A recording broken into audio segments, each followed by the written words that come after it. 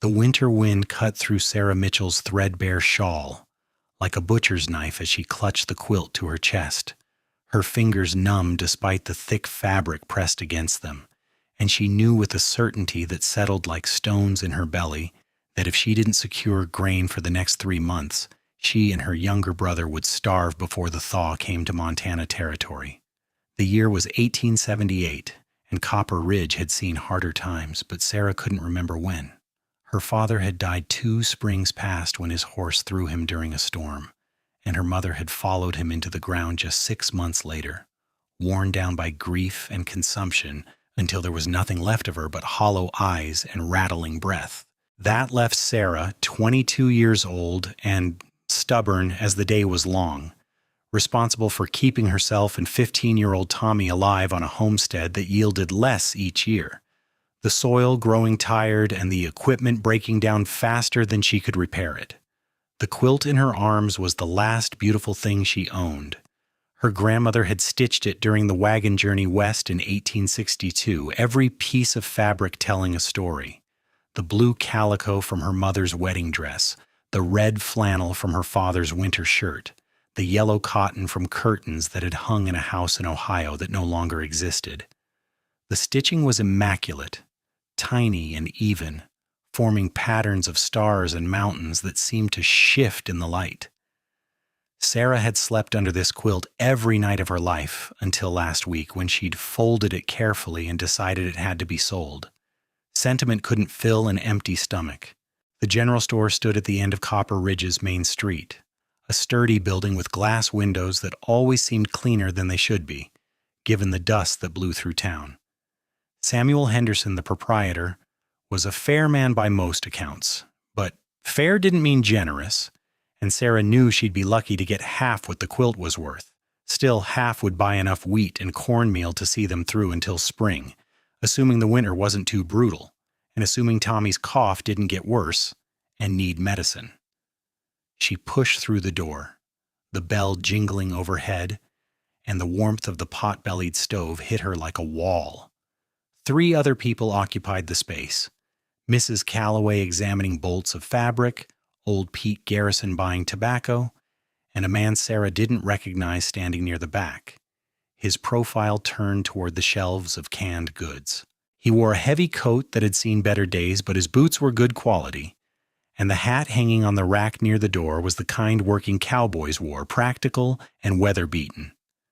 Samuel looked up from behind the counter, his round face creasing into a smile that didn't quite reach his eyes. He knew why she was here. Half the town probably knew by now. Gossip traveled faster than wildfire in small places, and Sarah's struggles weren't exactly secret. "Miss Mitchell," Samuel said, his voice carrying the careful neutrality of a man who didn't want to seem too eager. "What can I do for you today?" Sarah stepped forward, forcing her spine straight, refusing to look like she was begging, even though they both knew she was desperate. "I have something to trade," she said, her voice steadier than she felt. "My grandmother's quilt.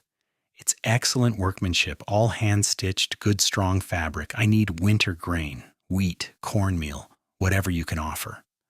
She laid the quilt on the counter, unfolding it so Samuel could see the full pattern, the colors still vibrant despite the years, the stitching that would hold for decades more. Samuel ran his fingers over it, his merchant's eye assessing value, calculating profit margins.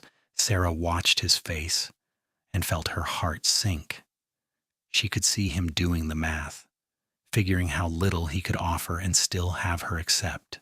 "It's fine work," Samuel admitted, "but quilts are hard to sell, Miss Mitchell. Most families make their own, and those that don't usually can't afford quality like this.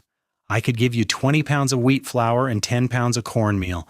That's a fair offer. It wasn't fair. It wasn't even close. The quilt was worth 3 times that much at least, maybe more if sold to the right buyer.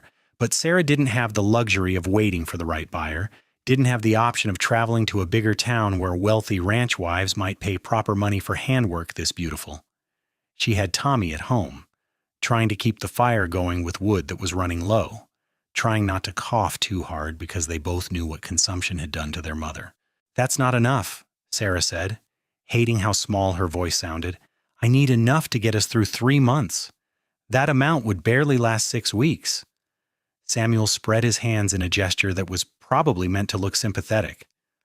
I'm sorry, Miss Mitchell, but that's all I can offer. Times are hard for everyone, and I've got my own family to think about. Sarah stared at the quilt, at her grandmother's careful stitches, and felt something crack inside her chest. Pride was a luxury she couldn't afford, but letting go of this last piece of family history felt like cutting away a part of herself. She opened her mouth to accept Samuel's inadequate offer because what choice did she have when a voice spoke from behind her? I'll give you 60 pounds of wheat flour, 30 pounds of cornmeal, 20 pounds of dried beans, and 10 pounds of sugar for it. Sarah spun around, and the stranger from the back of the store was walking toward them, his boot heels heavy on the wooden floor. Up close, she could see he was young, probably not much older than her, with dark hair that needed cutting and eyes the color of creek water in summer, that particular shade of green-brown that changed depending on the light. His face was tanned from years of outdoor work, with lines around his eyes that came from squinting into the sun, and his jaw was shadowed with a few days' growth of beard. He wasn't handsome in any conventional sense, his features too rough for that, but there was something compelling about him, something that made Sarah's breath catch in a way she didn't have time to examine. Now hold on, Samuel protested. I saw it first. I was negotiating. You were lowballing her, the stranger interrupted, his tone mild but his eyes hard. That quilt's worth twice what I'm offering, and we both know it. I'm giving a fair price, which is more than you were planning to do. Samuel's face flushed red, but he didn't argue further. The stranger pulled out a worn leather wallet and counted bills onto the counter, then turned to Samuel. I'll need all those supplies packaged up and ready to be loaded. Miss Mitchell will probably need help getting them home. Where are you situated? This last question was directed at Sarah, who was still trying to process what had just happened. 4 miles north, she managed. The old Mitchell homestead on Willow Creek. The stranger nodded. I'll have it delivered before sundown. He turned back to Samuel. Package it up. I'll be back in an hour to collect it. He picked up the quilt with careful hands, folding it the way Sarah had, respecting the fabric and the work that had gone into it. Then he met her eyes, and Sarah felt that strange breathlessness again. You shouldn't have to sell family heirlooms to eat, he said quietly. Nobody should. Then he was gone, the door swinging shut behind him, leaving Sarah standing in the middle of the store with her mouth open and her mind racing. Samuel was muttering something about interference and proper business practices, but Sarah barely heard him. She managed to tell him her address again, confirmed the delivery, and then walked out into the cold, her hands empty, but her prospects considerably better than they'd been 20 minutes ago. The whole encounter felt surreal, like something from one of the dime novels that occasionally made their way to Copper Ridge. Mysterious strangers didn't just appear and offer fair prices for things. They didn't look at struggling homesteaders with understanding in their eyes and talk about what should and shouldn't be. Sarah made her way home in a daze, her mind full of questions she had no way to answer. Tommy was feeding their last 3 chickens when she arrived, scattering grain that they could barely spare, because if the chickens died, they'd lose the eggs, and eggs were often the difference between a meal and going hungry. He looked up as Sarah approached, hope and anxiety warring on his thin face. Did Henderson take it? He asked. Someone bought it, Sarah said, still trying to make sense of the day. A stranger. He paid a fair price, Tommy, enough to get us through the winter with some to spare. Tommy's whole face lit up. At 15, he was trying so hard to be the man of the house, chopping wood until his hands blistered and checking the trap line every morning before dawn, but he was still young enough that relief made him look like a child. Really? That's wonderful, Sarah. That's incredible. It was incredible. It was also confusing and slightly unsettling in a way Sarah couldn't quite define. Why would a stranger pay fair value for something he could have gotten cheaper? And why had he looked at her like he understood exactly what it cost to sell that quilt? The supplies arrived 2 hours later, delivered not by Samuel's usual boy, but by the stranger himself, driving a wagon with a sturdy bay horse in the traces. Tommy helped unload the sacks, his eyes wide at the quantity of food, enough to fill their nearly empty pantry and then some. The stranger worked alongside them, his movements efficient and economical, and when everything was stacked inside, he refused Sarah's offer of coffee, tipping his hat and climbing back onto the wagon. "Wait," Sarah called out, hurrying after him. "I don't even know your name. You did us a tremendous kindness today, and I'd like to thank you properly." The stranger paused, one hand on the reins, and something flickered across his face, an expression Sarah couldn't read. "Name's Jacob Turner," he said finally, "and you don't owe me thanks. Just seemed like the right thing to do." "Well, Mr. Turner, I'm Sarah Mitchell, and this is my brother Tommy. If there's ever anything we can do to repay you." "There isn't," Jacob said, but his tone was gentle, taking the sting out of the words. "You take care of yourself and your brother, Miss Mitchell. That's payment enough." He clicked to the horse, and the wagon rolled forward, leaving Sarah standing in the yard watching him disappear down the rutted track that passed for a road. Tommy came to stand beside her, his expression thoughtful. "That was strange," he said. "Yes," Sarah agreed. "Very strange."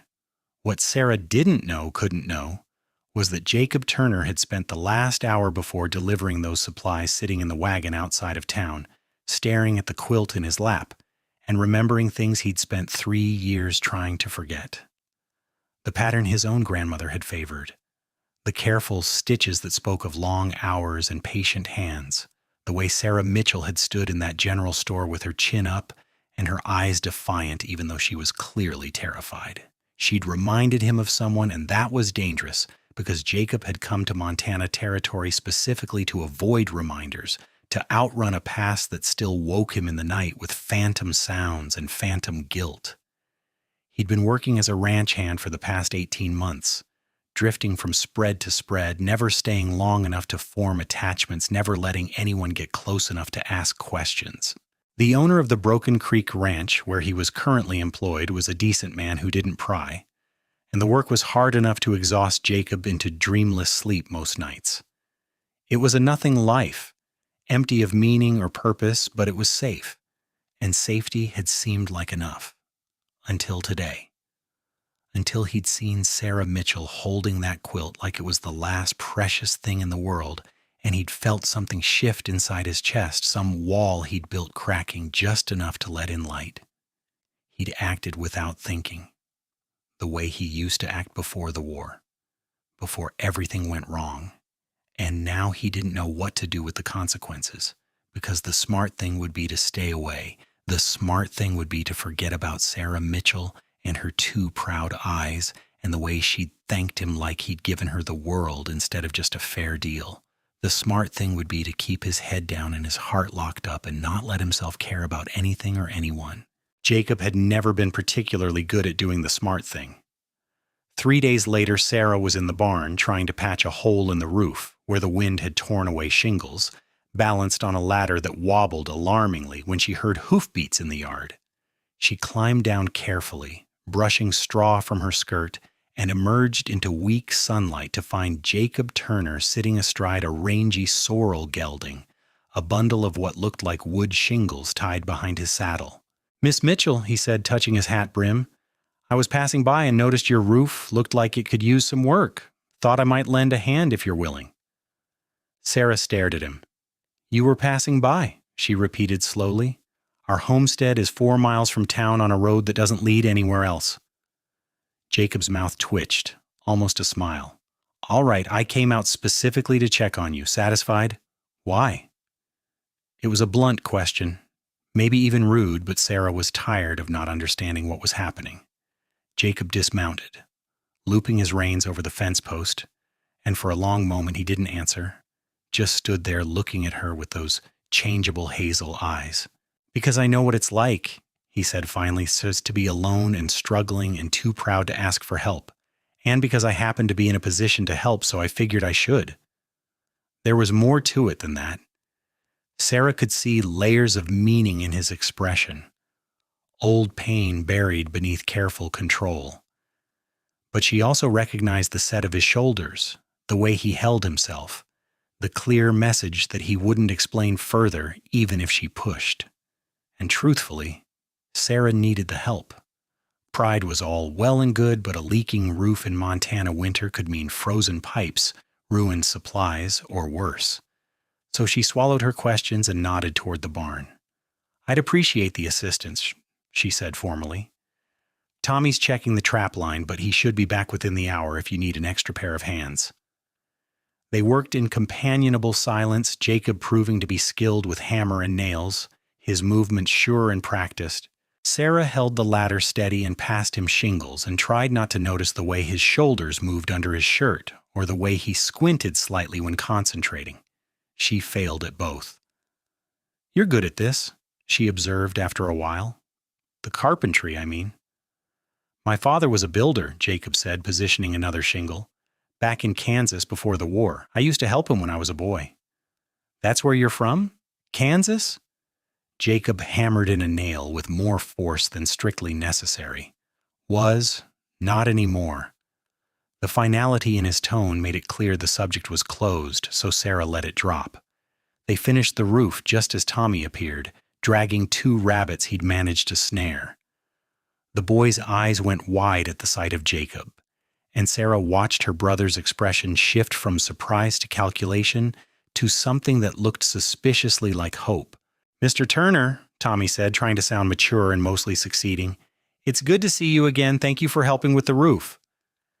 "Just being neighborly," Jacob said, climbing down the ladder. "Those are fine rabbits. You've got a good hand with snares." Tommy practically glowed under the praise, and Sarah felt something twist in her chest. Her brother needed male guidance, needed someone to teach him things their father would have taught, and they both knew it. But they couldn't afford to hire help, couldn't offer anything to someone who might mentor a 15-year-old boy, and so Tommy was learning everything the hard way, through trial and error and near misses. "Stay for supper," Sarah heard herself say, the words emerging before she'd consciously decided to speak them. "It's the least we can offer after you fixed our roof." Jacob hesitated, and Sarah could see the refusal forming on his lips, could see him drawing back into whatever isolation he'd built around himself. Then Tommy spoke up, his voice carefully casual. "Sarah makes excellent rabbit stew, and we've got real cornbread now thanks to the supplies you helped us get." That decided it somehow. Jacob nodded slowly. "All right, thank you. I'd be glad to stay." The stew was good, thick with vegetables from the root cellar and seasoned with the last of their herbs. They ate at the rough wooden table that had been in the family since the homestead was established, and conversation was halting at first, careful, everyone dancing around topics that might be too personal. But Tommy had a gift for asking questions that didn't feel intrusive, and gradually Jacob began to relax, talking about his work at the Broken Creek Ranch, about the cattle business, about the way Montana winters differed from Kansas cold. Sarah found herself watching him when she thought he wasn't looking, noting the way his face changed when he smiled, the way his hands moved when he talked, strong and capable and permanently scarred across the knuckles in a way that suggested old fights or hard work or both. There was a sadness in him, buried deep but visible if you knew how to look, and Sarah recognized it because she carried her own version of the same weight. After dinner, Jacob insisted on helping with the dishes despite Sarah's protests, and they stood side by side at the wash basin, their hands occasionally brushing in the soapy water, each touch sending strange sparks up Sarah's arms. Tommy had disappeared to do evening chores, giving them a privacy that felt both welcome and dangerous. "Can I ask you something?" Sarah said, scrubbing a plate harder than necessary. "And will you give me an honest answer?" Jacob's hands stilled. "Depends on the question." "Why did you really buy the quilt? And why did you come back to fix our roof? You don't know us. We're nothing to you." "You're not nothing," Jacob said quietly. "Nobody's nothing." "That's not an answer." Jacob was silent for long enough that Sarah thought he wasn't going to respond. Then he sighed, a sound that seemed to come from somewhere deep inside. "I had a sister," he said, each word careful and deliberate. "Back in Kansas. Her name was Emma. She was 20 when the war ended, trying to keep our family's farm running while I was off fighting. There was a drought and the crops failed, and she had to sell everything valuable we owned just to buy seed for the next planting. By the time I made it home, she'd worked herself sick, and there was no money for a doctor. She died 2 weeks after I got back. Sarah's throat tightened. Jacob, I'm so sorry. The point is, Jacob continued staring at the soapy water, I wasn't there when she needed me. I couldn't help her. But I can help you if you'll let me. Not because you're her, but because maybe if I can keep someone else's sister alive, it'll balance the scales somehow. It was broken logic, born from grief and guilt, and Sarah knew it. But she also understood it, understood the need to make meaning from loss, to find purpose in preventing others from suffering the way you'd suffered. She reached over and covered Jacob's hand with her own, wet and soapy, and waited until he looked at her. You're not responsible for what happened to Emma, she said firmly. You were at war. You couldn't have known. Maybe, Jacob said, though his tone suggested he didn't believe it. But I know now. I see you struggling, and I can help, so I am. That's all there is to it. It wasn't all there was to it. Sarah knew that as clearly as she knew her own name. There was something else here, something that crackled in the air between them like lightning before a storm, but neither of them was ready to name it yet. So she squeezed his hand once and then let go, and they finished the dishes in silence that felt less awkward than it should have. Jacob left shortly after, riding out into the gathering darkness, and Sarah stood in the doorway watching until his silhouette disappeared. Tommy came to stand beside her, his expression knowing in the way only teenage brothers could manage. You like him, Tommy said. It wasn't a question. I barely know him. But you like him anyway. Sarah couldn't deny it, so she didn't try. He's carrying a lot of pain, she said instead. He's not looking for anything more than a way to ease his conscience. Maybe, Tommy said in a tone that clearly indicated he thought she was wrong. Or maybe he's looking for something and doesn't know it yet. Sarah didn't answer, just ushered Tommy inside and closed the door against the cold. But that night, lying under a different quilt that wasn't nearly as beautiful as her grandmother's, she thought about Jacob Turner's hands and the sadness in his eyes and the way he'd looked at her like she mattered. And she let herself wonder, just for a moment, what it might be like if Tommy was right. Jacob returned 4 days later, this time bringing a load of firewood that he claimed was extra from the ranch, though Sarah suspected he'd cut it specifically for them. Then he came back 3 days after that to help Tommy repair the chicken coop, then again to check on a section of fence that was sagging. Each visit he stayed a little longer, talked a little more freely, let his guard down in increments so small Sarah almost didn't notice them accumulating. She learned that he was 26, that he'd served with the Union cavalry during the war, that he'd drifted west afterward because Kansas held nothing but ghosts. She learned that he was good with animals, patient with Tommy, and surprisingly well-read, able to quote poetry and discuss novels in a way that suggested he'd had more education than most ranch hands. She learned that he took his coffee black, that he had a small scar on his left hand from a childhood accident involving a fence post, and that when he laughed, really laughed, it transformed his entire vase into something unguarded and young. What she didn't learn was why he kept coming back, why he looked at her sometimes like he was seeing something that hurt and healed in equal measure, why he never mentioned other friends or plans or any life beyond the work at Broken Creek Ranch and the visits to their homestead. November slid into December, and the snow came in earnest, transforming Copper Ridge into something from a fairy tale, all white drifts and ice crystal trees. The cold was brutal, the kind that made your lungs ache and your fingers go numb even inside gloves, but Sarah's pantry was full thanks to Jacob's intervention, and the firewood he'd brought kept their cabin warm. Christmas was coming, and Sarah found herself thinking about it more than she had in years. Usually the holiday was just another day, marked only by a slightly better meal if they could manage it, but this year felt different. This year she wanted to do something special, something to thank Jacob for everything he'd done, something to acknowledge the strange and growing thing between them that neither had named but both felt. She decided to make him a shirt. It was perhaps too personal a gift, too suggestive of intimacy that didn't yet exist. But Sarah had fabric she'd been saving and enough skill with a needle to do creditable work, and she wanted Jacob to have something that wasn't about charity or help or balancing scales of grief. She wanted him to have something simply because she cared about him. The realization that she did care, deeply and dangerously, hit her one evening while she was stitching the collar, her fingers nimble in lamplight while Tommy read aloud from a book of poems Jacob had loaned them. She cared about Jacob Turner in a way that went far beyond gratitude, in a way that made her heart speed up when she heard hoofbeats in the yard, in a way that made her imagine futures she had no business imagining. It was terrifying. Sarah had spent 3 years focused solely on survival, on keeping Tommy alive and the homestead running, with no room for softer emotions or romantic dreams.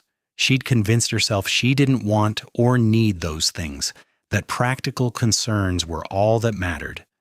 But Jacob had slipped past her defenses without even trying, and now she didn't know how to put the walls back up. She didn't know if she even wanted to. Jacob, meanwhile, was fighting his own losing battle. He'd told himself he was helping Sarah and Tommy out of guilt and penance, that his interest was purely practical, that he wasn't getting attached. He'd told himself he'd stop visiting once they were truly stable, once the homestead was in better shape, once he'd done enough to feel like he'd made amends for failing Emma. All of those justifications rang hollower each time he rode out to the Mitchell place. The truth, which he acknowledged during long night shifts watching cattle and longer nights lying awake in the bunkhouse, was that he was falling in love with Sarah Mitchell. He loved her strength and her stubbornness, the way she refused to give up even when circumstances would have justified surrender. He loved her gentleness with Tommy, her fierce protectiveness, the way she could make a meal out of almost nothing and never complained about the hardship. He loved the rare moments when she smiled, really smiled, and her whole face lit up like sunrise. He also knew with bitter certainty that he had no right to love her. He was nobody, a drifter with nothing to offer but labor and a past full of violence and failure. Sarah deserved someone established, someone who could provide security and stability, someone who wasn't haunted by memories of war and death. She deserved better than a man who still sometimes woke up reaching for a rifle that wasn't there, expecting an attack that would never come. So Jacob kept his feelings locked down, telling himself that friendship was enough, that helping was enough, that he could be content with just being near her without ever asking for more. It was a noble lie, and he almost believed it. The illusion shattered on Christmas Eve. Jacob had been invited for dinner, an invitation issued by Tommy but clearly approved by Sarah, and he'd accepted despite knowing it was a mistake, despite knowing that every moment spent in their warm cabin made it harder to maintain the distance he needed.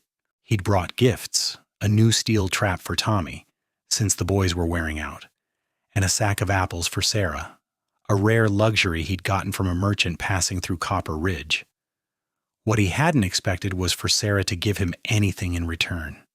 The shirt was beautiful, made from dark blue wool that must have cost dearly or been saved for years, with careful stitching and pearl buttons that spoke of hours of work. Jacob held it in his hands, this tangible proof of Sarah's time and care and thought, and felt something break open inside his chest. "Sarah," he managed, his voice rough, "you shouldn't have. This is too much." "It's not nearly enough," Sarah said, and there was something in her eyes, something open and vulnerable and terrifying. "Not for everything you've done for us. Not for everything you've been to us." Tommy, with the impeccable timing of teenage brothers everywhere, suddenly remembered he needed to check on the chickens despite it being full dark and Christmas Eve. He grabbed his coat and escaped, leaving Jacob and Sarah alone in the cabin's warm interior, the air between them charged with things unsaid. "I can't accept this," Jacob said, even as he clutched the shirt like a lifeline. "Sarah, you don't understand. I'm not the man you think I am. I'm not good or kind or worthy of this. I'm just someone trying to outrun his mistakes." "I don't believe that," Sarah said quietly. She took a step closer, and Jacob could smell the soap she used. Simple Lie and lavender. I think you're exactly who I think you are. I think you're a good man who's been hurt and who's trying to find his way back to something that matters. And I think you're using your guilt about your sister as an excuse not to let yourself be happy. Jacob flinched like she'd struck him. You don't know what you're talking about, don't I? Sarah reached out, her fingers brushing his arm, feather light and burning. Jacob, I'm not asking you to forget Emma or stop mourning her, but I don't think she'd want you to spend the rest of your life punishing yourself. I don't think she'd want you to be alone. What do you want? Jacob asked, and the words came out harsher than he intended, ragged with desperation. What are you asking me? Sarah met his eyes, and her expression was steady despite the fear he could see flickering beneath. I'm asking you to stop pretending you're just being neighborly. I'm asking you to be honest about why you keep coming here. And I'm telling you that whatever your answer is, I feel it too. The confession hung between them, brave and impossible. Jacob knew he should step back, should deflect, should protect them both from the disaster that would inevitably follow if he admitted the truth. But he was tired, so tired of running and hiding and pretending he was dead inside when Sarah made him feel desperately, dangerously alive. I come here because I can't stay away, he said, the words pulling themselves from somewhere deep and unguarded. Because you're the first thing that's mattered to me in 3 years. Because when I'm here, I remember what it feels like to be human instead of just going through motions. Because I'm falling in love with you, Sarah, and it terrifies me. Sarah's breath caught, her eyes going wide. And for a horrible moment, Jacob thought he'd miscalculated, thought he'd ruined everything. Then she smiled, tremulous and uncertain but real, and closed the distance between them. Good, she whispered, because I'm falling in love with you too, and I'm terrified as well. So we can be terrified together. Jacob cupped her face in his hands, rough and calloused against her skin, and searched her expression for any sign of doubt or hesitation. Finding none, finding only warmth and want, and something that looked like hope, he kissed her. It was gentle at first, tentative, both of them learning the shape of this new thing between them. Then Sarah made a small sound and pressed closer, her hands fisting in his shirt, and gentle became urgent, became desperate, became 3 years of loneliness and fear transformed into connection and need. Jacob kissed her like she was air, and he was drowning, like she was the answer to questions he'd stopped asking, and Sarah kissed him back with equal fervor, equal hunger, equal relief. They broke apart eventually, breathing hard, foreheads pressed together, and Jacob felt like laughing and crying in equal measure. I don't have anything to offer you, Mar, he said, because honesty seemed important now, seemed necessary. I've got $40 in savings and a job that pays $30 a month. I don't have land or property or prospects. I'm not what you need. You're exactly what I need, Sarah corrected. I don't want money or property. I want someone who understands what it means to fight for survival. I want someone who's kind to my brother and fixes our roof and looks at me like I'm something precious. I want you, Jacob, just you. It was more than he deserved and everything he wanted. And Jacob kissed her again because words seemed inadequate. They were still tangled together, Sarah's fingers in his hair, and Jacob's arms around her waist when Tommy returned from his extended chicken-checking mission, took one look at them and grinned. And finally, the boy said, I was starting to think you'd both be too stubborn to admit it. Sarah laughed, breaking away from Jacob with flushed cheeks and bright eyes. Were we that obvious? Painfully, Tommy assured her. Everyone in town probably knows except you two. That night was the best Christmas Jacob could remember, full of laughter and food and the simple pleasure of being with people who cared about him. They played cards, and Sarah proved to be ruthlessly competitive, crowing with delight when she won and accusing Jacob of cheating when he won in turn. Tommy read more poetry, performing with dramatic flair that suggested a future on the stage, and Jacob found himself imagining more nights like this, a whole future of ordinary evenings made extraordinary by the people sharing them, When he finally rode back to Broken Creek Ranch in the early hours of Christmas morning, snow beginning to fall in lazy spirals, Jacob felt lighter than he had in years. The guilt about Emma was still there. Probably always would be. But it no longer felt like an anchor dragging him under. Sarah was right. Emma wouldn't want him to spend his life alone and miserable. She'd want him to find happiness, to build something new from the ashes of what he'd lost. And maybe, just maybe, he could do that. The next weeks were a delicate dance of courtship conducted under Tommy's amused supervision. Jacob visited as often as his work allowed, sometimes staying for dinner, sometimes just stopping by for an hour to help with chores and steal a few kisses when Tommy's back was turned. Sarah bloomed under the attention, her natural reserve giving way to warmth and playfulness, and Jacob discovered she had a sharp wit and a talent for deadpan humor that left him laughing at unexpected moments. They talked about everything, their childhoods, their losses, their dreams. Sarah confessed that she'd once wanted to be a teacher before circumstances made that impossible, and Jacob admitted that he'd thought about buying land of his own someday, maybe raising horses. They shared fears and hopes, trading vulnerabilities like gifts, building trust in careful increments. The physical attraction between them was intense, a constant hum beneath every interaction, but they moved slowly there, conscious of propriety and their own inexperience. Sarah had never been courted before, never kissed anyone before Jacob, and he treated her like something infinitely precious, never pushing, always asking permission. Each kiss was a revelation, each touch a discovery, and they learned each other with patience and wonder. In late January, Jacob approached the owner of Broken Creek Ranch, a gruff man named Bill Henderson who'd been surprisingly tolerant of Jacob's frequent absences. Jacob asked for a raise and additional responsibilities, explaining that he was hoping to court a woman properly, maybe marry eventually if things went well. Bill, who knew exactly which woman Jacob was talking about since gossip had indeed spread through Copper Ridge like wildfire, agreed readily, even offering to let Jacob take on some horse-breaking work that would pay extra. "About time you settled down," Bill said, clapping Jacob on the shoulder. "That Mitchell girl's good people. She deserves someone who'll stand by her." "I intend to," Jacob said, and meant it with every fiber of his being. February brought a storm that buried Copper Ridge under 3 feet of snow and trapped everyone indoors for the better part of a week. Jacob, stuck at the ranch and unable to ride out to check on Sarah and Tommy, paced the bunkhouse like a caged animal, driving his fellow ranch hands to distraction with his worry. When the snow finally cleared enough for travel, he rode out immediately, pushing through drifts that came up to his horse's chest, terrified of what he might find. He arrived to discover Sarah and Tommy doing fine, their cabin warm and their supplies adequate, and was greeted with such obvious delight that his fears seemed foolish in retrospect.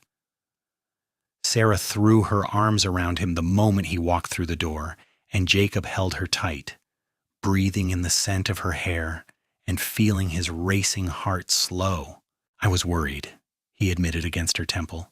"I kept thinking about Emma, about not being there, and I couldn't stand the thought of something happening to you." "We're all right," Sarah assured him. "We had everything we needed thanks to you, but I missed you. God, Jacob, I missed you so much." They spent that evening curled together on the cabin's small sofa, Sarah tucked against Jacob's side while Tommy pretended to read in the corner, and Jacob felt a contentment so profound it was almost painful. This was what he wanted. This warmth and closeness and sense of belonging, this was what he'd been searching for without knowing it, what he'd thought he'd never find. March arrived with the first hints of thaw, ice breaking up on the creek and mud appearing in patches across the homestead. Jacob, emboldened by months of courtship and the certainty that Sarah was the only future he wanted, started making plans. He talked to Bill Henderson about the possibility of buying land, discovered that a small parcel adjacent to Sarah's homestead was available for purchase at a reasonable price. He counted his savings, calculated what he could afford, and made an offer that was accepted. Then, on the first genuinely warm day of early spring, When the sun shone bright and the air smelled like growing things, Jacob rode out to the Mitchell homestead with purpose in his heart and a ring in his pocket. The ring wasn't much, just a simple silver band he'd bought from a jeweler in town, but it represented every hope and dream Jacob had rebuilt over the winter. He found Sarah in the garden, turning over soil that was still half frozen, preparing for spring planting, and the sight of her there, strong and determined and beautiful in the sunlight, made his breath catch. "Sarah," he called, dismounting and looping his reins over the fence, "can I talk to you?" She straightened, pushing hair back from her face, and smiled at him with such open affection that Jacob felt his carefully prepared speech evaporate. "Of course. Is everything all right?" "Yes," Jacob said, then laughed at himself. "No, maybe. I don't know." Sarah's smile faded into concern. She pulled off her gardening gloves and walked over to him, reaching up to touch his face. "Jacob, what's wrong?" "Nothing's wrong," Jacob assured her. He caught her hand, pressing a kiss to her palm, then took a breath and tried to find words adequate to what he felt. "Sarah, 3 months ago I was just existing, just going through motions and telling myself that was enough. Then I met you, and everything changed.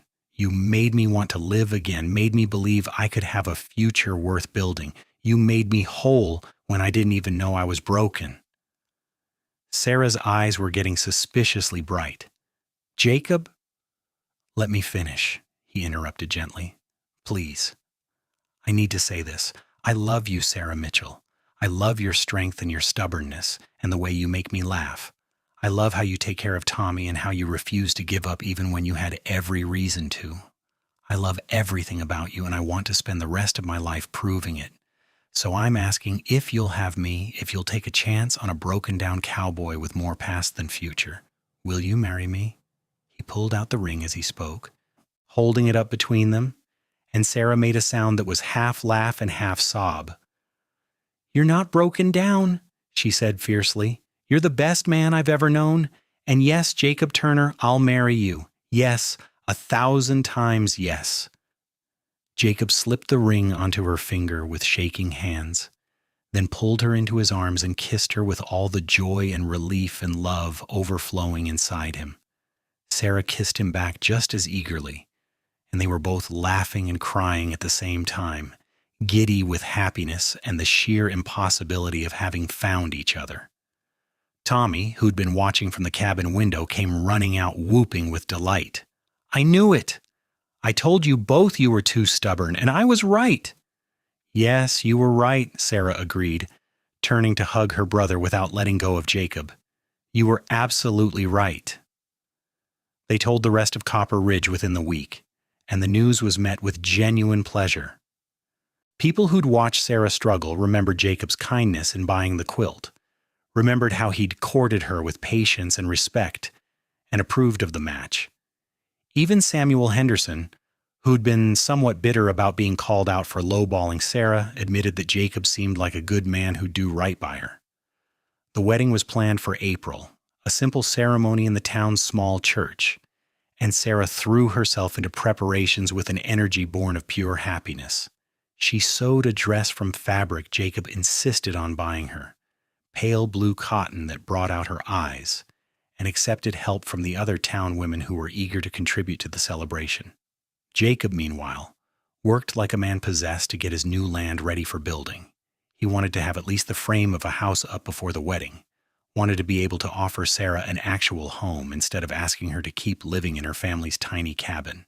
Bill Henderson, who'd apparently decided Jacob was worth investing in, lent him several ranch hands for a week, and together they managed to get the basic structure completed, walls and roof that would need finishing but were at least shelter. The night before the wedding, Jacob rode out to the Mitchell homestead one last time as a single man. Tommy had tactfully made himself scarce, visiting a friend in town, and Sarah met Jacob at the door with a smile that made his heart stutter. "You're not supposed to see me the night before," she teased, but she pulled him inside eagerly enough. "I couldn't stay away," Jacob admitted. "Tomorrow feels like a dream. I keep thinking I'll wake up and discover none of this is real." "It's real," Sarah promised. She took his hands, lacing their fingers together. Tomorrow I become your wife, and you become my husband, and we start building a life together. That's as real as anything I've ever known." They sat together by the fire, talking quietly about the future, about the house they'd finish together and the crops they'd plant and the children they might have someday. Jacob confessed his fears about being a good husband, about providing adequately, about being enough. Sarah told him about her own worries, about being a good wife when she'd never had the chance to learn, about combining their homestead successfully, about whether she could make him happy long term. "You already make me happy," Jacob said firmly. "Sarah, just being near you makes me happy. Everything else is just details." "I feel the same way about you," Sarah whispered. She leaned in and kissed him softly, sweetly, a promise of what tomorrow would bring. "I love you, Jacob Turner. I can't wait to marry you." "I love you too," Jacob said against her lips, "more than I thought I could love anything." He left eventually, reluctantly, riding back to the ranch under a sky full of stars, his heart so full he thought it might burst. Tomorrow he'd stand up in front of the whole town and pledge his life to Sarah Mitchell. Tomorrow he'd finally, truly, become part of something larger than himself. Tomorrow his real life would begin. The wedding day dawned clear and bright, one of those perfect spring days that seemed designed for celebration. Jacob dressed in his best clothes, a new shirt and pants he'd bought specifically for the occasion, and tried not to look as nervous as he felt. Bill Henderson stood up as his witness, clapping him on the shoulder and assuring him that marriage was the best decision he'd ever make. The church was packed, half of Copper Ridge apparently deciding to attend, and Jacob stood at the front trying not to fidget while he waited. Then the door opened, and Sarah walked in on Tommy's arm, and Jacob forgot how to breathe. She looked beautiful, radiant, the blue dress catching the light from the windows, and her hair arranged in soft curls that framed her face. But more than that, she looked happy, gloriously and unmistakably happy. Her eyes locked on Jacob's, with an expression of such love and certainty that he felt his nervousness dissolve. The ceremony itself passed in a blur. Jacob heard himself making vows, heard Sarah's voice responding, felt her hand trembling slightly in his as they exchanged rings. Then the minister was pronouncing them husband and wife, and Jacob was kissing Sarah while the assembled crowd cheered, and nothing had ever felt more right. The reception was held at the town hall, with food contributed by seemingly everyone in Copper Ridge and dancing that lasted well into the evening. Jacob held Sarah in his arms for the first dance, swaying to music played by a slightly drunk fiddler, and felt like the luckiest man alive. Sarah laughed up at him, her face flushed with joy and exertion, and Jacob thought about how close he'd come to never knowing this, never knowing her, staying locked in grief and isolation forever. "Thank you," he said impulsively, and Sarah's brow furrowed in confusion. "For what?" "For not giving up," Jacob said. "For being strong enough to survive until I found you. For giving me a reason to stop running." Sarah's expression softened.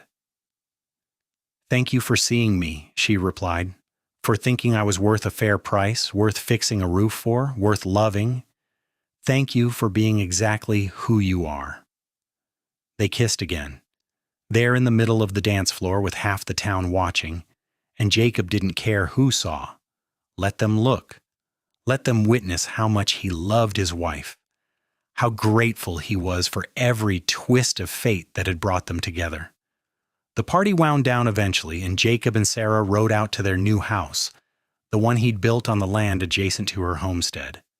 It wasn't finished inside, still rough and lacking furniture and amenities, but Jacob had managed to set up a bed and get the stove working, and Sarah declared it perfect.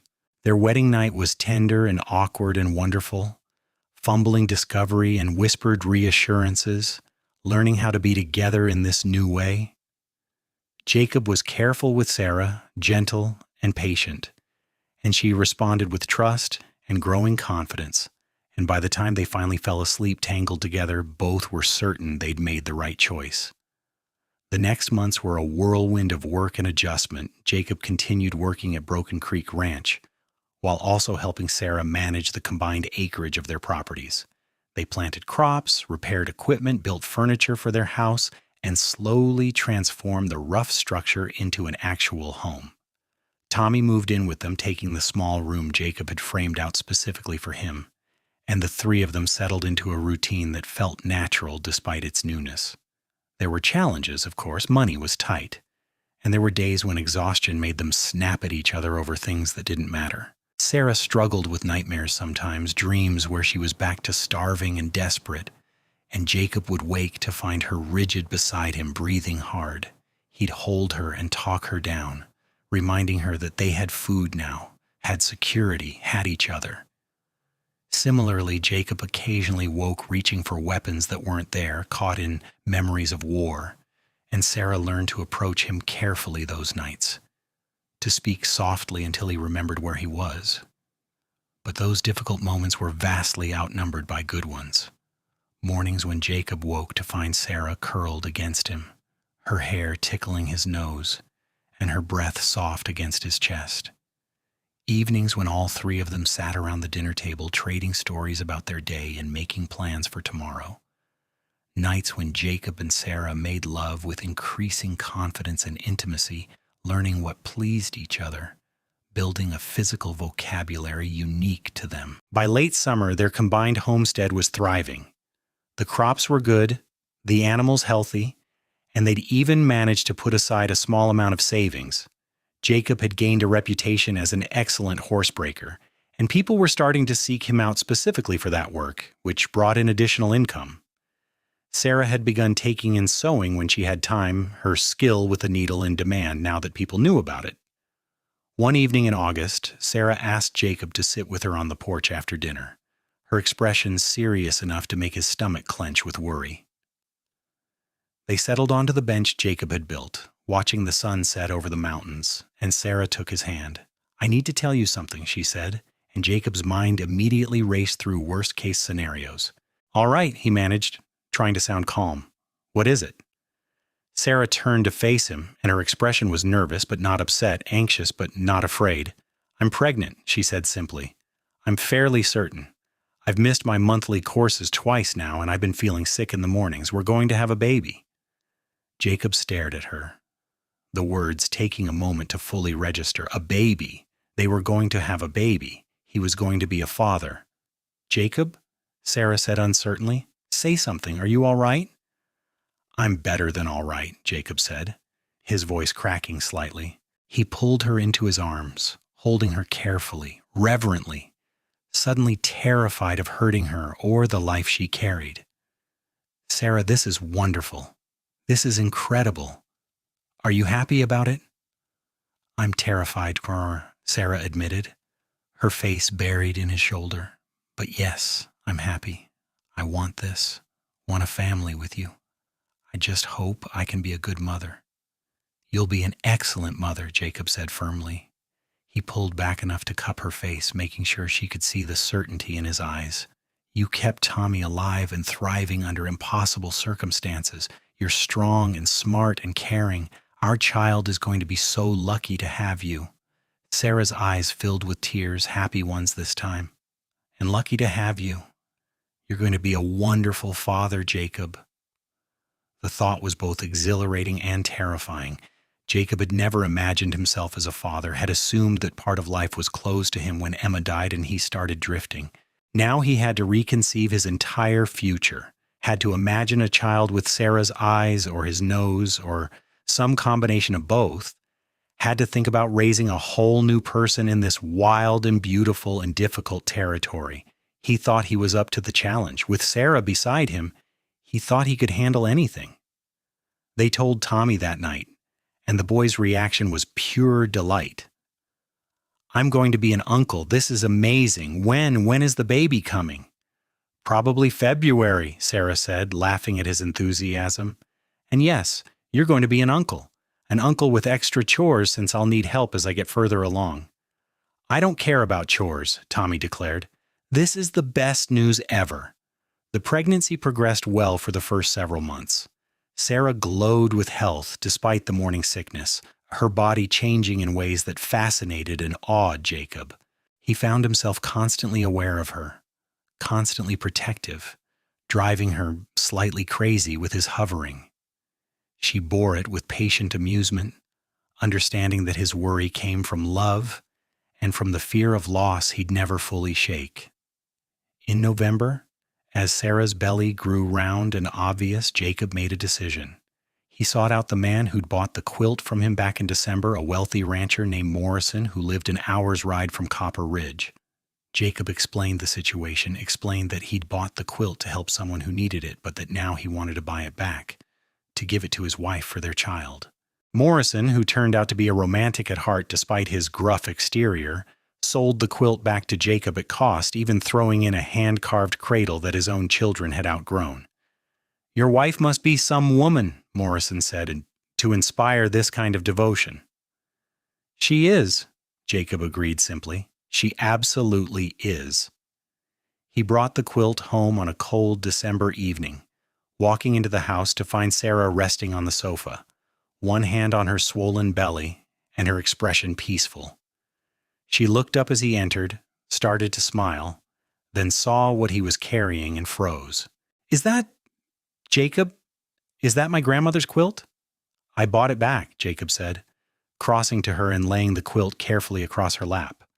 "I know how much it meant to you, and I couldn't stand the thought of our child not having it. So I tracked down who had it and bought it back. It's yours again, Sarah. It's ours." Sarah's hands trembled as she touched the familiar fabric, tracing patterns she'd known since childhood. Tears streamed down her face, and when she looked up at Jacob, her expression was so full of love it almost hurt to witness. "How did you afford this?" she asked. "Jacob, this must have cost—" "It doesn't matter what it cost," Jacob interrupted. "You're my wife, and this baby is ours, and you both deserve to have things that matter. This quilt is part of your history, part of your family. I wanted it to be part of our family's future, too." Sarah pulled him down beside her, kissing him with a fervor that suggested pregnancy hadn't dulled her physical desire, and Jacob lost himself in her warmth and her love and the sheer miracle of their life together. Later, when they'd both calmed down, Sarah wrapped the quilt around them both, and they sat together feeling the baby kick and move, planning for the future and marveling at the present. Christmas that year was the best either of them had ever known, full of laughter and anticipation and hope. They spent it in their house with Tommy, exchanging small gifts and eating too much and talking about what the next Christmas would be like with a baby to spoil. Jacob carved a set of wooden animals as toys, his hands creating horses and cows and chickens with surprising delicacy, while Sarah knitted tiny clothes in soft wool, each stitch a prayer for the child to come. January brought bitter cold and the anxiety that came with Sarah's approaching due date. Jacob arranged with Bill Henderson to take time off when the baby came, and Bill readily agreed, even offering to help if anything was needed. The town midwife, a capable woman named Mrs. Chen, stopped by regularly to check on Sarah and declared everything progressing normally. Still, Jacob worried. He couldn't help remembering Emma, remembering how quickly things could go wrong, and the fear of losing Sarah to childbirth kept him awake more nights than he cared to admit. Sarah, who understood his fear even if she didn't share it to the same degree, would hold him those nights and remind him that she was strong, that Mrs. Chen was experienced, that thousands of women gave birth safely every day. "I'm going to be fine," she'd whisper into the darkness. "We're both going to be fine. You'll see." Jacob wanted desperately to believe her. The baby came on a frigid night in late February, 2 weeks earlier than Mrs. Chen had predicted. Sarah's labor started with contractions that woke them both near midnight, and Jacob rode through snow and ice to fetch the midwife while Tommy stayed with Sarah, trying to keep her calm despite his own panic. The labor was long and difficult, lasting through the night and into the next afternoon. Jacob spent those hours in an agony of helplessness, listening to Sarah's cries from the bedroom and unable to do anything to ease her pain. Mrs. Chen assured him that everything was progressing normally. that Sarah was doing well, but Jacob couldn't shake his terror until finally, mercifully, he heard a new sound, the thin, outraged wail of a newborn. Mrs. Chen emerged from the bedroom, her face tired but smiling. "You have a son, Mr. Turner, a healthy boy, and your wife is doing fine. You can go in now." Jacob entered the room on shaking legs to find Sarah propped up in bed, exhausted and sweaty, and holding a tiny bundle wrapped in her grandmother's quilt. She looked up as he approached, her face transformed by wonder and joy, and held out the baby for him to see. "Meet your son," she whispered. Jacob looked down at the impossibly small face, red and wrinkled and perfect, and felt his entire world shift. This tiny person was his son, his and Sarah's, a whole new life created from their love. The baby had a dusting of dark hair and eyes that would probably change color but were currently a murky blue. And when Jacob carefully touched one miniature hand, tiny fingers curled around his larger one with surprising strength. "He's beautiful," Jacob said, his voice rough with emotion. "Sarah, he's absolutely perfect. You're perfect. Thank you. Thank you for this gift." "We made him together," Sarah said softly. "He's ours, Jacob, our son." They named him Daniel Thomas Turner after both their fathers, and he quickly proved to have healthy lungs and a healthy appetite. Sarah took to motherhood with the same determination she brought to everything, nursing Daniel and learning his cries and adapting to the sleepless exhaustion that came with a newborn. Jacob helped as much as he could, pacing the floor with Daniel when he was fussy, changing diapers and fetching supplies, and generally being as useful as a new father could be. Tommy proved to be a natural uncle, gentle with the baby and eager to help in any way possible.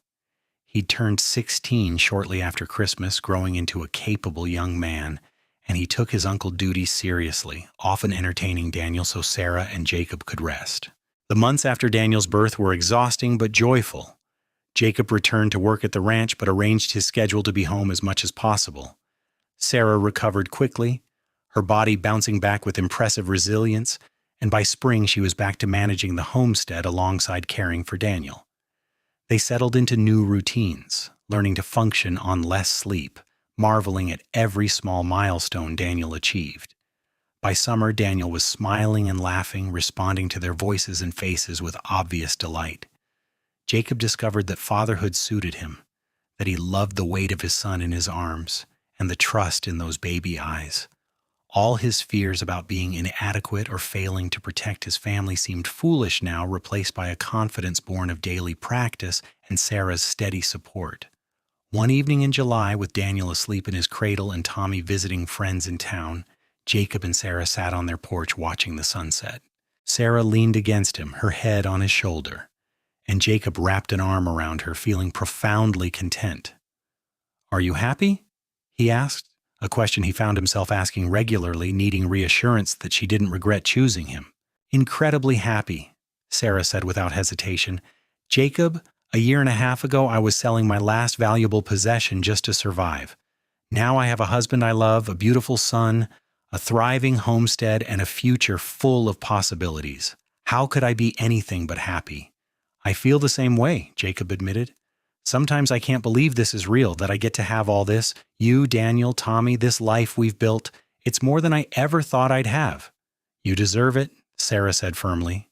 "You deserve every bit of happiness, Jacob Turner, and I plan to spend the rest of our lives making sure you know that."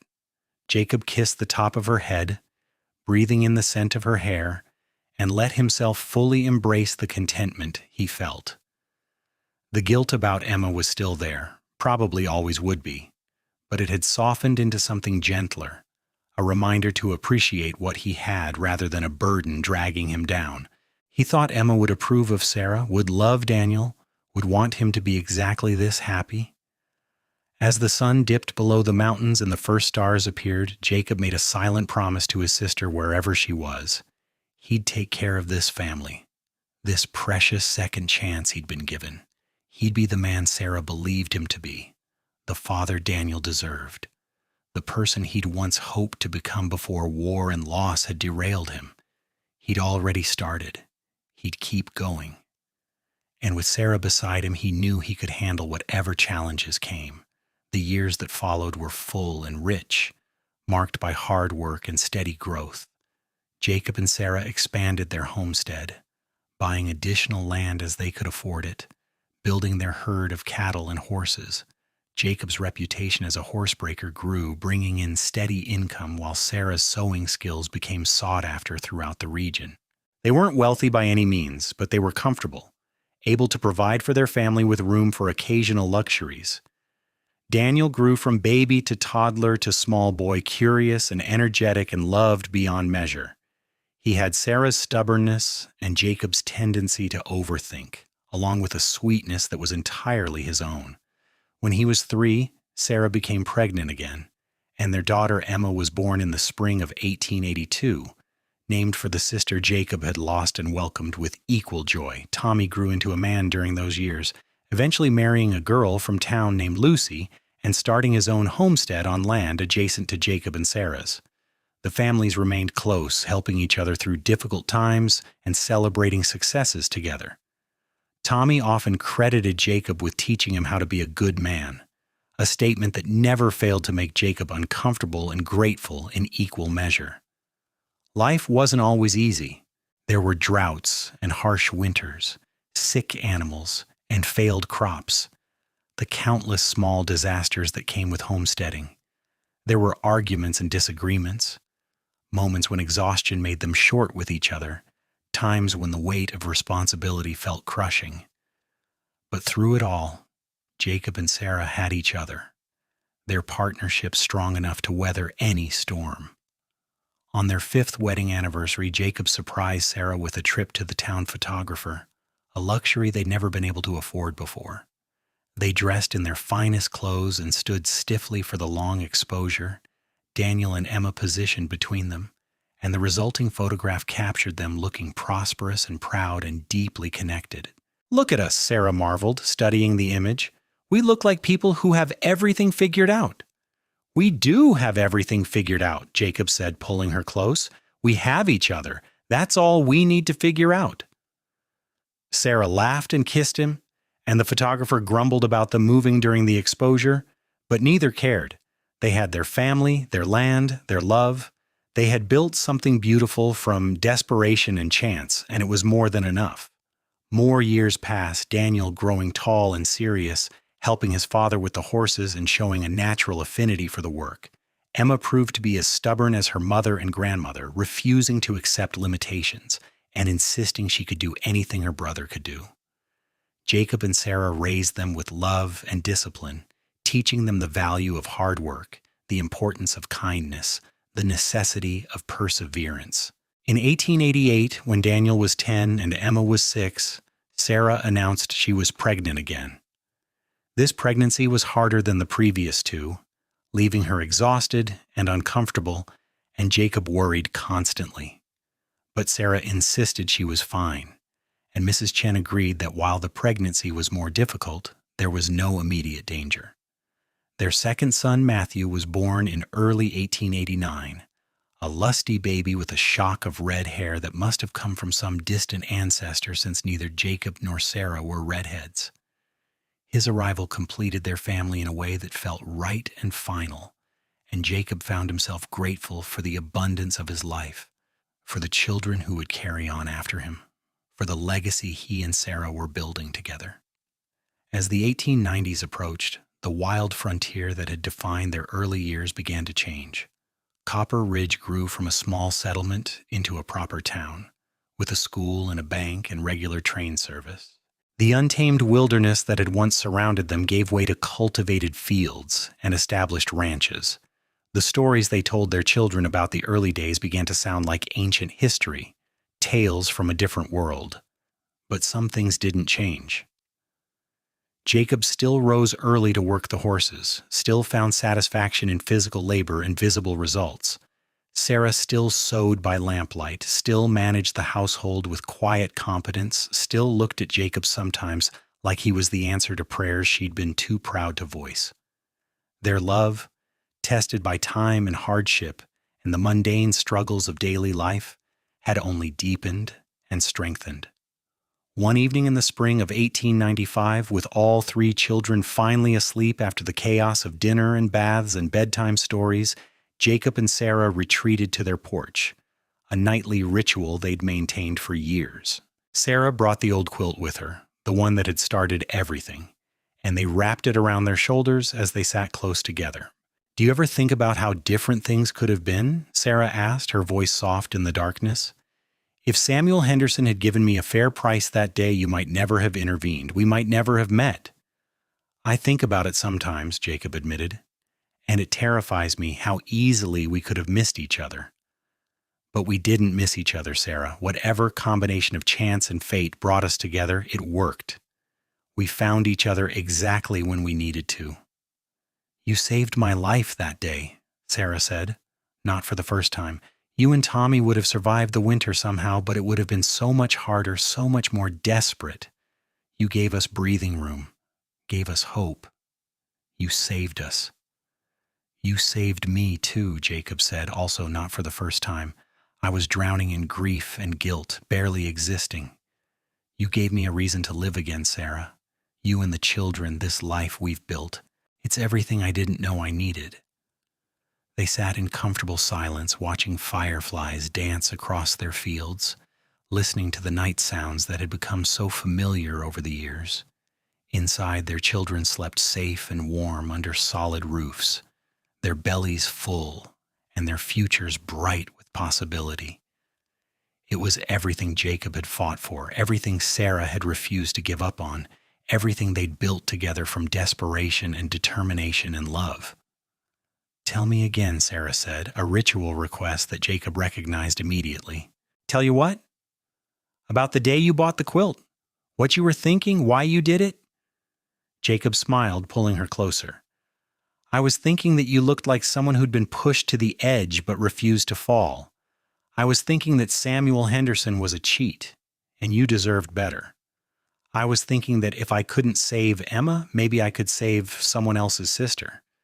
But mostly, I was thinking that you were the most beautiful, bravest person I'd ever seen, and I wanted to be someone worthy of that bravery."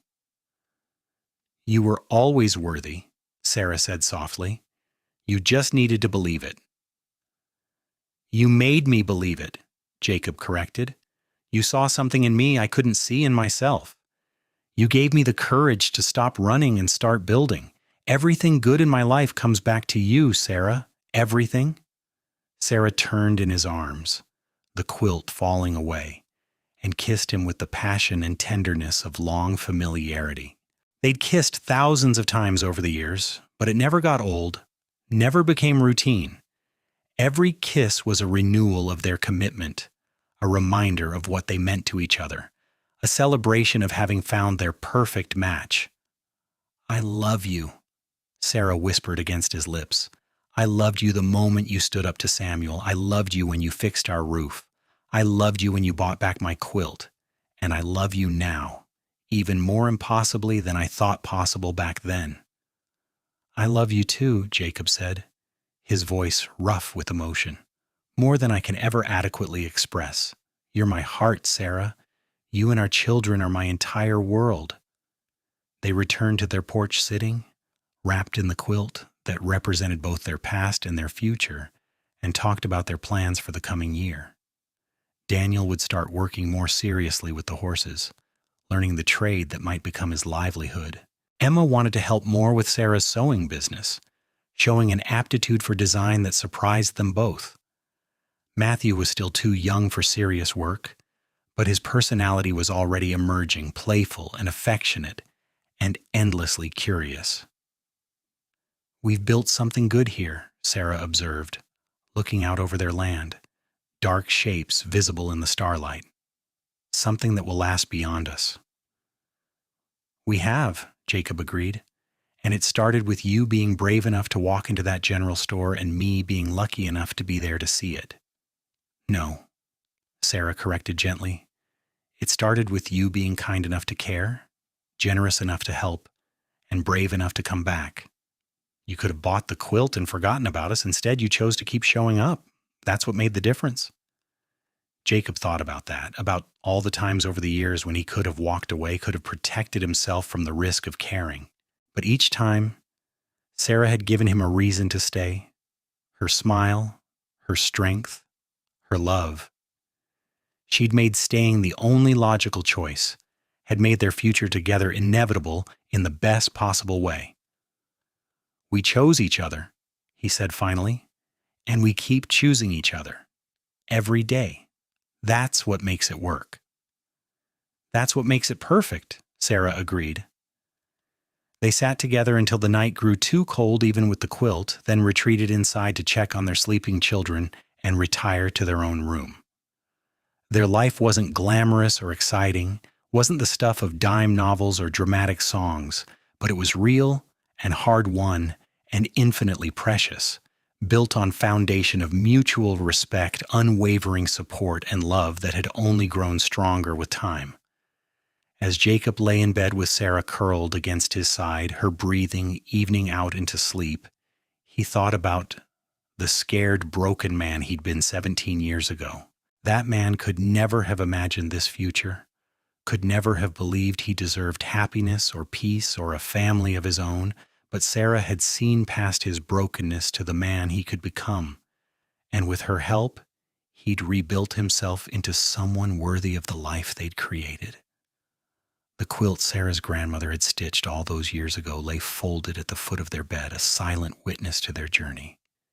It had been a family heirloom, a last desperate bargaining chip, a catalyst for change, and now it was a treasured reminder of how far they'd come. Jacob thought about all the lives that Quilt had touched. Sarah's grandmother on the wagon journey west, Sarah herself growing up under its warmth, the moment when it had brought them together, and now their children who would inherit it someday, along with the story of how their parents met. It was just fabric and thread, but it represented continuity and love and the stubborn refusal to give up even when circumstances seemed impossible.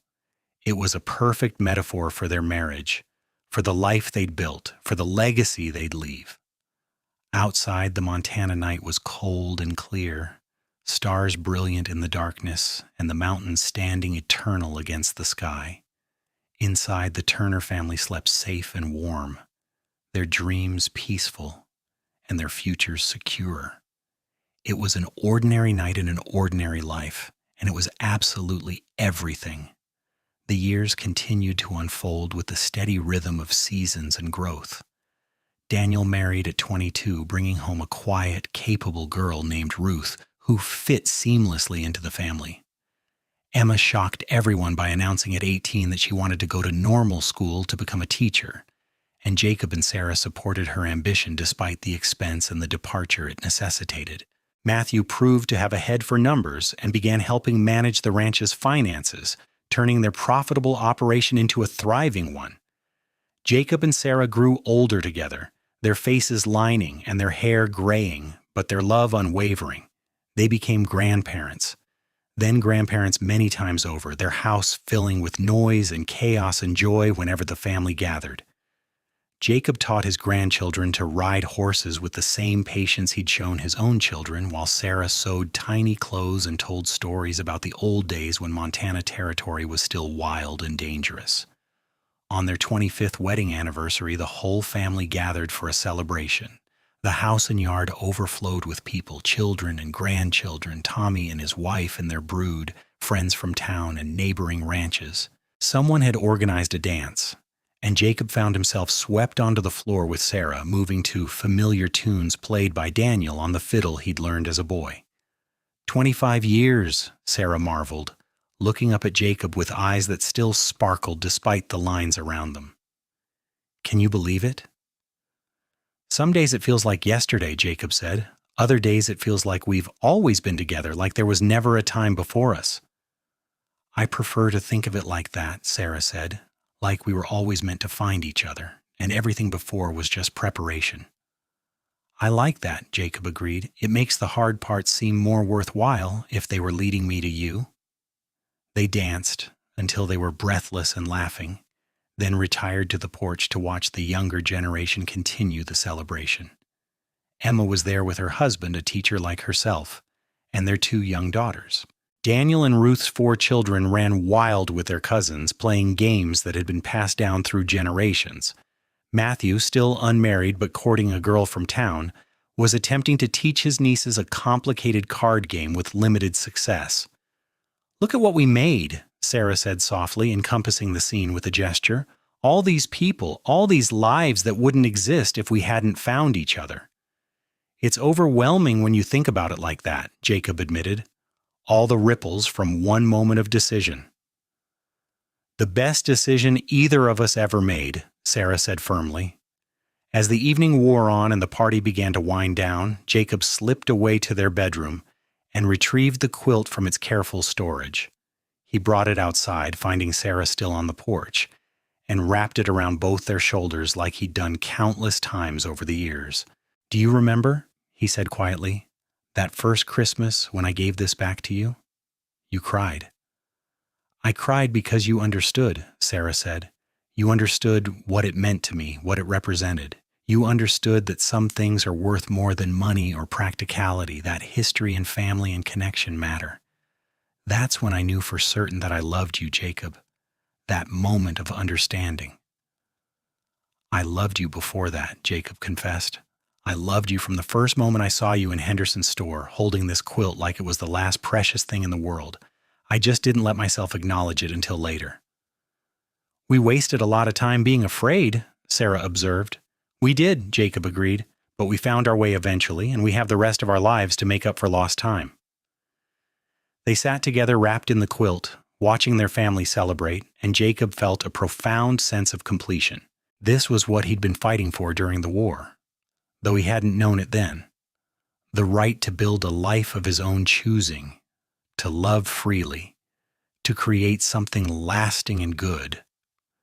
This was what Emma would have wanted for him, what his parents would have been proud of, what he'd denied himself for so long out of misplaced guilt. As the last guests departed and their children and grandchildren settled into various beds and makeshift sleeping arrangements throughout the house, Jacob and Sarah retired to their own room. They were older now, their bodies bearing the marks of hard work and time, but when Jacob held Sarah in his arms, he felt the same surge of love and desire he'd felt at 26. "Thank you," he whispered into her hair, a blanket statement covering everything. The life they'd built, the children they'd raised, the love she'd given him, the man she'd helped him become. "Thank you," Sarah echoed, understanding without explanation, "for everything, for seeing me, for staying, for loving me even when I was difficult."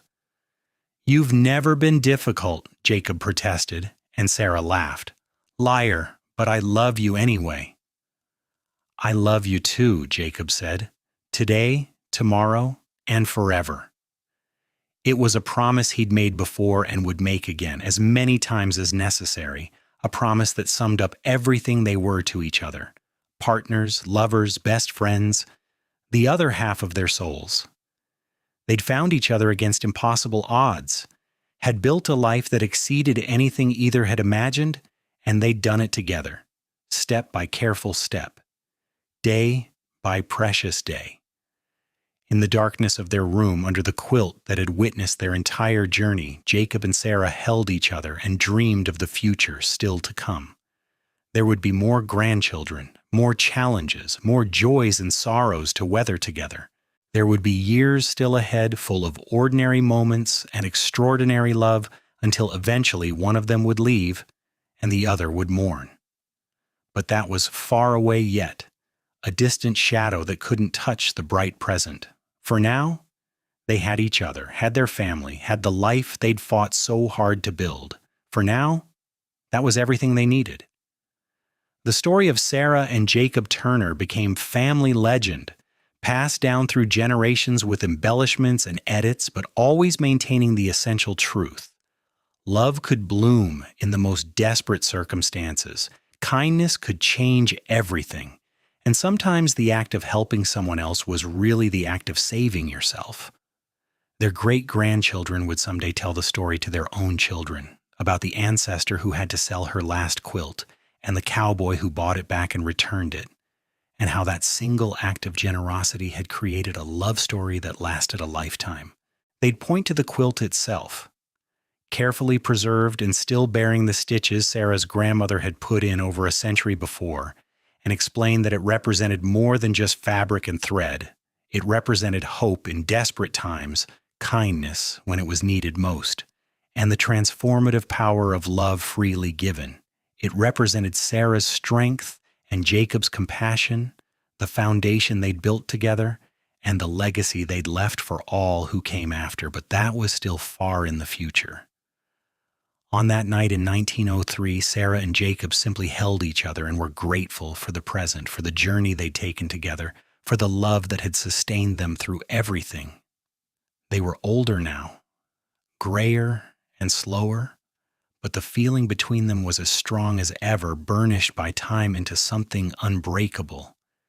In the morning, they'd wake to another day of work and family and ordinary miracles. They'd drink coffee on their porch and watch the sun rise over their land and plan for the future with the optimism that had never quite left them despite the hardships they'd faced. They'd live another day together, adding to the accumulation of moments that made up their life, and be grateful for every single one.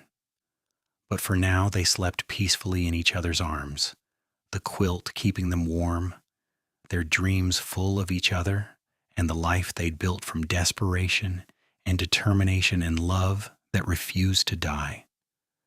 They'd found each other when both needed saving, and in saving each other, they'd created something beautiful and lasting and true, and that, in the end, was everything. That was the whole story, the complete circle, the perfect ending that was also a beginning. Two people meeting at exactly the right moment, brave enough to take a chance, wise enough to keep choosing each other, and blessed enough to build a life worth living. The quilt remained a silent witness to their love story, destined to be treasured by generations yet unborn. And somewhere in the fabric and stitches, in the pattern of stars and mountains that Sarah's grandmother had so lovingly created, their story was woven as permanently as the threads themselves, a testament to the power of kindness, the resilience of hope, and the enduring nature of love freely given and gratefully received.